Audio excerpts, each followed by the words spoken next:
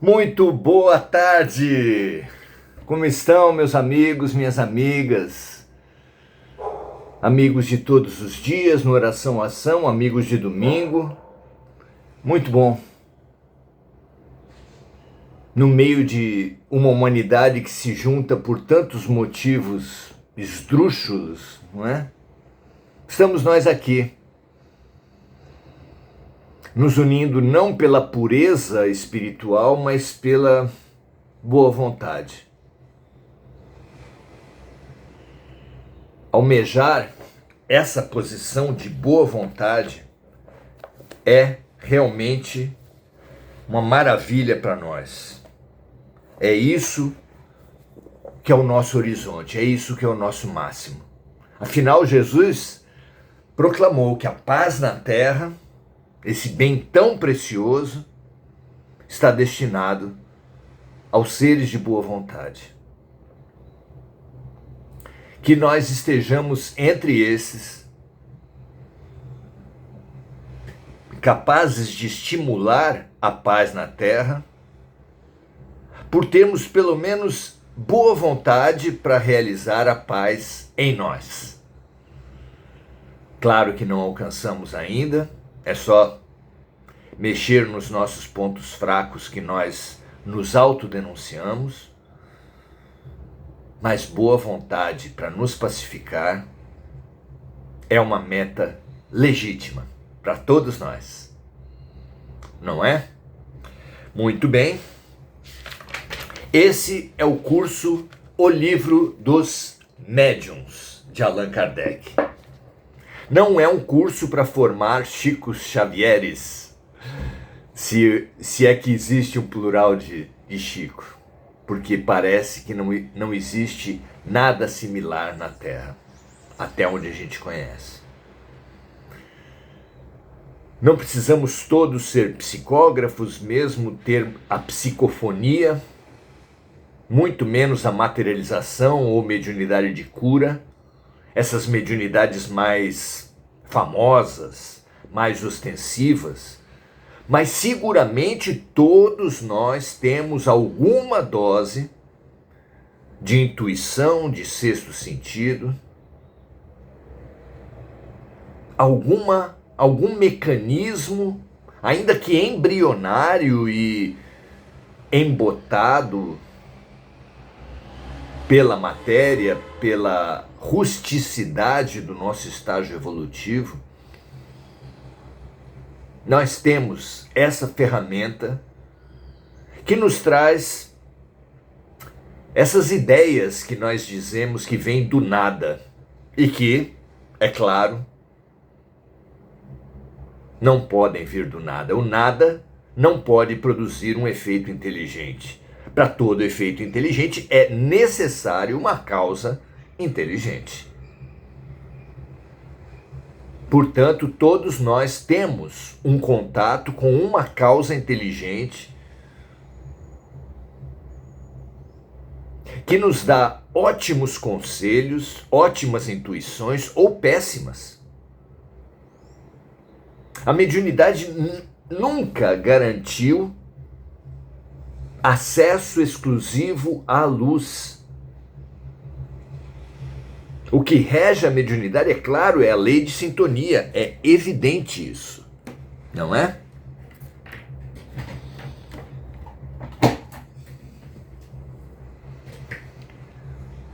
E a lei de sintonia depende da faixa de vibração que cada um estabelece para si mesmo a partir de seus pensamentos, sentimentos, palavras e ações.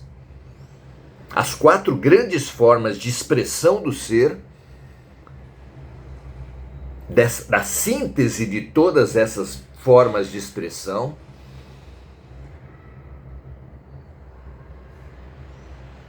é que nós emitimos a famosa aura, como dizem os orientalistas, ou o campo, como dizem os físicos quânticos. O nosso campo ou a nossa aura não pode ser perfeitamente harmônica se nós estamos num estágio evolutivo tão embrionário. Se nós não apenas temos pensamentos, sentimentos, palavras e ações desarmônicas em si, mas também desarmônicas entre si. Nós falamos o que não pensamos, agimos como não sentimos, e o conjunto disso, da desarmonia de pensamentos, sentimentos, palavras e ações em si, e de pensamentos, sentimentos, palavras e ações entre si,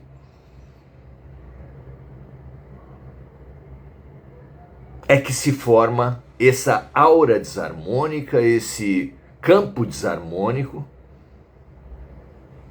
que pela misericórdia de Deus, expressa em sua lei de harmonia, atrai situações com potencial de reharmonização. Assim como a energia de uma polaridade elétrica atrai a outra, assim como a massa de ar quente atrai a massa de ar frio,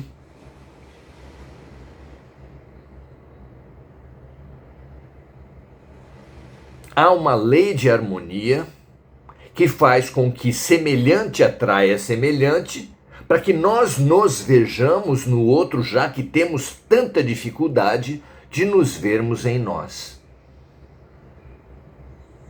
Como dizia a mitologia maia, o mundo é uma sala de espelhos. A família é uma sala de espelho.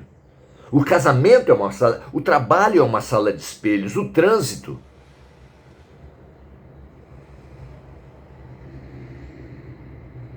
Daí vem a maravilha da proposição de Alberto Almeida nos seus grupos terapêuticos, quando alguém se queixava de uma outra pessoa, ele esperava um pouco amainar aquela queixa e depois dizia essa revelação bombástica para os queixosos. Dizia ele assim: doeu? É teu. O outro que mais nos incomoda fala, grita, denuncia a nós mesmos. Cabe, é claro, uma observação, especialmente das nossas queixas. Observe-se e conhecerás a ti mesmo. Observa tuas queixas e conhecerás a ti mesmo. Muito bem, estamos no capítulo 8º desse livro, O Livro dos Médiuns, de Allan Kardec, em que ele vai examinando diversos casos, situações, tipos de mediunidade e submete essas expressões espirituais, mediúnicas, ao crivo de espíritos de luz, especialmente de São Luís, que se dispõe com uma boa vontade maravilhosa a elucidar as dúvidas do mestre lionês. Allan Kardec era nascido na cidade de Lyon, na França. Muito bem, já fizemos o quê? Deixa-me ver aqui. Já fizemos 6 perguntas no encontro passado, não na semana passada, que nós não tivemos encontro, mas na semana retrasada, que é o nosso encontro passado. 6 perguntas. Agora vamos a partir da 7ª pergunta, tomando o fenômeno da materialização, formação espontânea de objetos tangíveis.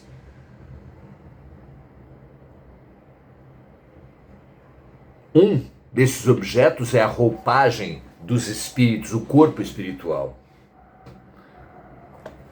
O título do capítulo é Laboratório do Mundo Invisível. E a 7ª pergunta, que nós vamos então dar continuidade a esses estudos, diz assim: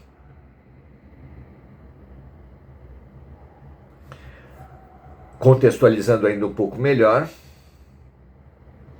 o caso era de um espírito que se apresentava com uma tabaqueira, que era como objeto que os fumantes da época usavam, uma caixinha de tabaco com a qual alimentavam seu vício.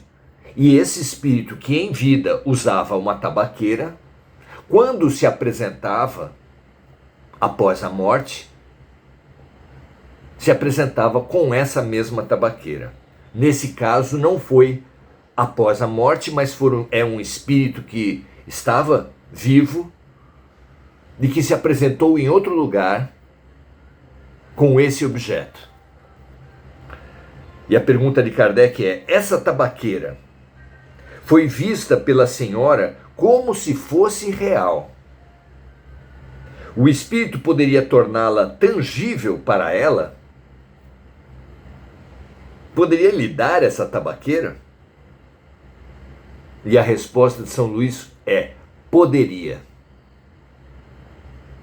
Olha que delícia conhecer e investigar esses poderes da mente e do espírito, que manipulando, como tem sido informado, temos estudado nos capítulos anteriores, o fluido cósmico universal, em geral, o ectoplasma, que é o fluido cósmico universal, particularizado no corpo de um espírito, é o ectoplasma que forma o nosso corpo espiritual. É manipulando esses fluidos que um espírito, conscientemente ou não, forma os objetos, as casas, as colônias, as cidades, os postos de socorro, tudo o que existe no mundo espiritual. Então, São Luís fala que numa comunicação de um certo espírito a uma pessoa, ele pode materializar objetos e dar a essa pessoa esses objetos. Existem diversas situações onde isso foi feito aqui na Terra, por parte de desencarnados e por parte de encarnados. Pergunta número 8. Se fosse o caso, a senhora poderia pegá-la, acreditando ter nas mãos uma tabaqueira real? Resposta: sim. Pergunta número 9. Se ela abrisse, provavelmente encontraria tabaco, e se o tomasse, espirraria? Então, além da aparência da matéria, a matéria forjada pelos espíritos, pela mente, pelo fluido universal, pelas energias, tem a propriedade da matéria real? A resposta é sim. Pergunta número 10. Então o espírito pode dar não somente a forma do objeto, do que nós acabamos de falar, mas também as suas propriedades especiais? E São Luís responde: se o quiser. Se o espírito quiser, ele pode. E continua: foi em virtude desse princípio que respondi afirmativamente às perguntas anteriores. Claro. Terás provas da ação poderosa que o espírito exerce sobre a matéria e que estás longe de supor, como já disse. São Luís responde que há um imenso campo de pesquisa nesse sentido, e que Allan Kardec, que estava naquele tempo entre os maiores conhecedores, não temos condição, de dizer que seria o maior conhecedor. Quem somos nós? Não temos estatura para dizer isso. É preciso uma visão e uma consciência de toda a humanidade naquele tempo para isso. Mas seguramente Allan Kardec estava entre os grandes estudiosos do espírito naquele e em todos os tempos. São Luís dizia que ele seria ainda muito surpreendido nesse campo. Pergunta número 11. Suponhamos que ele quisesse fazer uma substância venenosa e que uma pessoa a tomasse. Ficaria envenenada?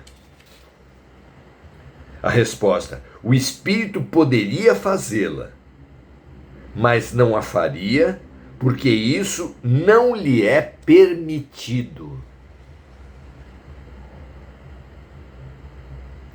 Então, em tese, é possível. Mas um espírito, para matar alguém, por exemplo, com veneno, ou mesmo entorpecer alguém, precisaria, segundo São Luís informa aqui, de permissão de mais alto.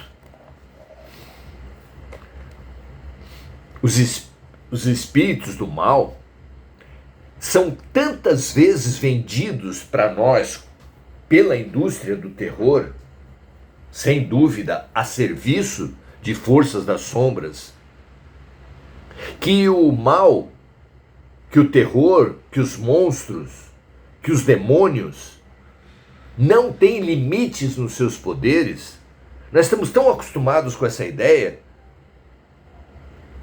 que não percebemos como isso é ilógico, como isso seria equiparar os demônios ao próprio Deus. Claro que os demônios, quem queira fazer o mal, não pode fazer o mal que quiser, nem em qualquer momento, nem a qualquer um. Alguém que queira prejudicar o outro só parece conseguir para determinadas pessoas, em determinados momentos e determinados tipos de ações. Não pode tudo. E por que disse eu, pensa conseguir? Porque o mal que se consegue fazer é apenas um mal aparente. O mal que se consegue fazer, se foi permitido, se foi possível que fosse feito, é porque se encaixava dentro das harmonias energéticas e espirituais da vítima. Ou seja, um assassino não pode matar qualquer pessoa, mas pode apenas matar aquela pessoa para quem a experiência do assassinato faz sentido no seu processo evolutivo. E assim um estuprador, e assim todos os criminosos. Os próprios trabalhos espirituais que algumas pessoas contratam a partir de médiuns que têm parcerias com espíritos das sombras, como se diz na própria linguagem dessas pessoas, não pega em todos. Há pessoas nas quais tal trabalho não pega, e não é necessariamente porque aquela pessoa é superior espiritualmente, mas às vezes porque não faz sentido para aquela pessoa passar pela situação que aquele que pretende prejudicá-la quer que ela passe. Deus escreve certo por linhas tortas. Se alguém quer produzir linhas tortas, essas linhas tortas precisam fazer sentido certo. O mal é apenas aparente, o mal é apenas o bem que nós não conseguimos perceber. Ah, mas é dolorido. Ah, mas é difícil. Ué, nós não temos tratamentos difíceis? Exames complexos, invasivos, doloridos? Cirurgias não nos fazem mal ou fazem bem? Elas nos deixam com dores, com mal-estar, enfraquecidos, mas nós nos submetemos a elas. Médicos nos submetem a essas situações porque pacientes e médicos, cirurgiões, sabem da sua necessidade. Se isso é assim na medicina da terra, quanto mais na medicina divina de Deus, não é?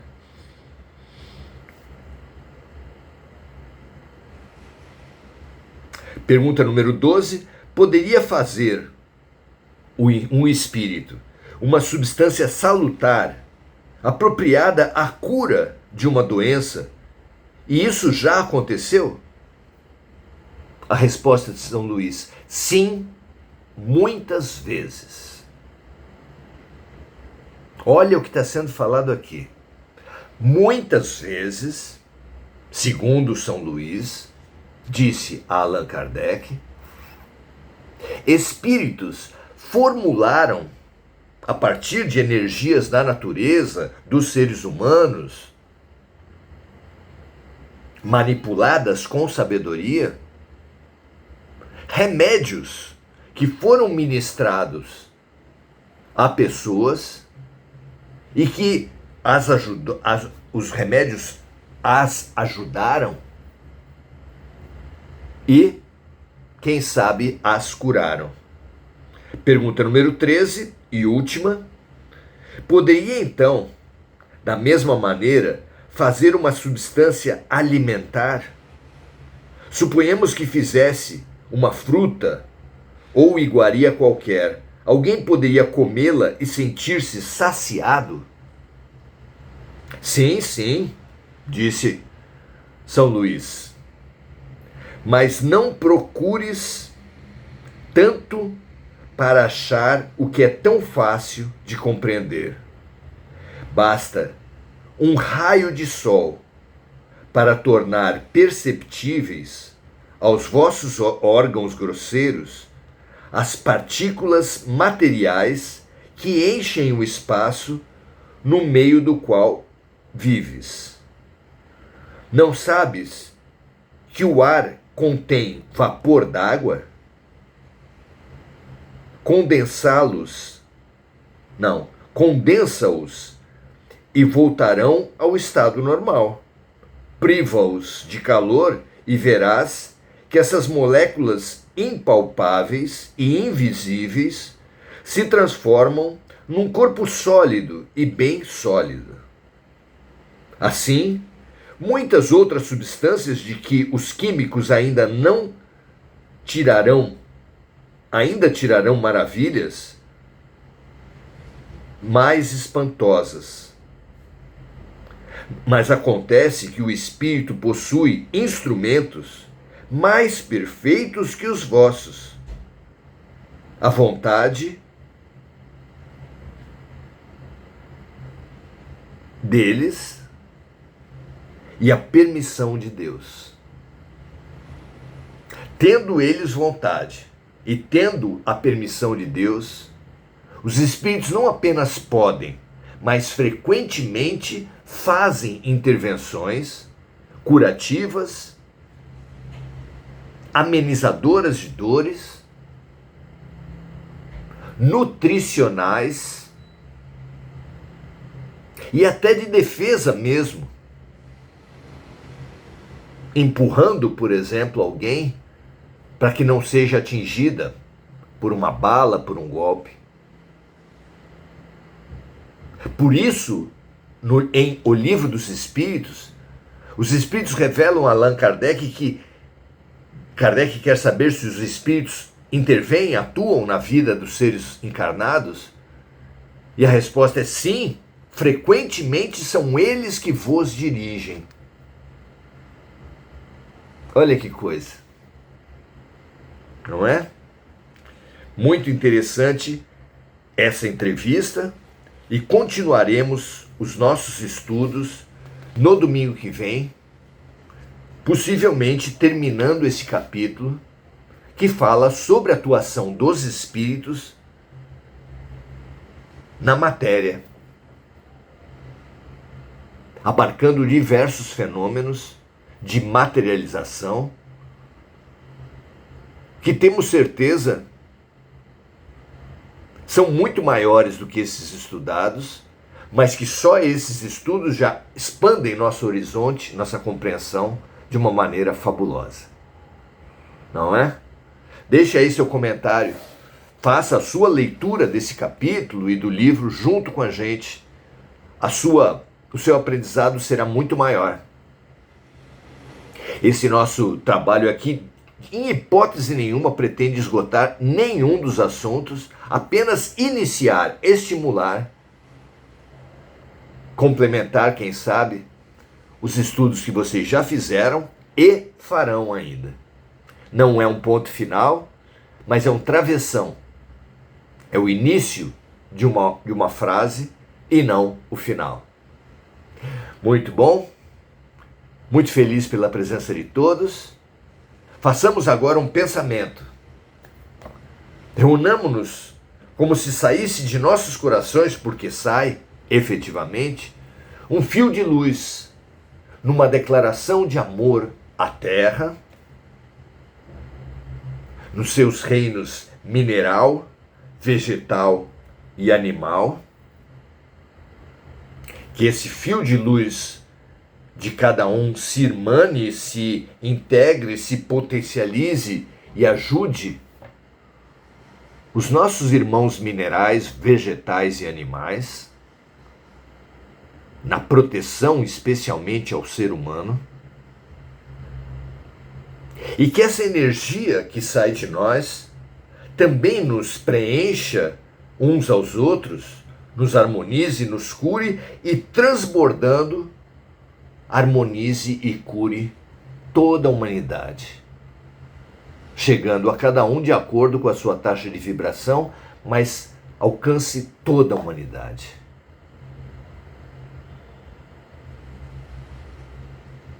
Nossos irmãos, todos nós necessitados de alguma espécie de apoio.